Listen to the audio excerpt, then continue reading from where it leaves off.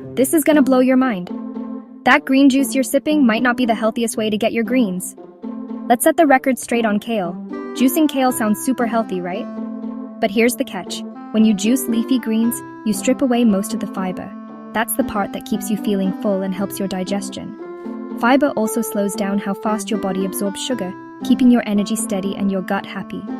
Without that fiber, green juice goes down fast, but so do any natural sugars it has. Plus, a lot of the nutrients get left behind with the pulp you toss out. So what's the better way? Try eating your greens whole in a salad, or blending them into a smoothie. In a smoothie, you keep the fiber, the vitamins, and all the good-for-you stuff intact. Plus, it's quick and tasty. Bottom line? If you want to get the most from your leafy greens, skip the juicer. Go for whole salads or blend them up. Your body and your taste buds will thank you. Don't just juice it, eat it or blend it. Your greens are more powerful than you think.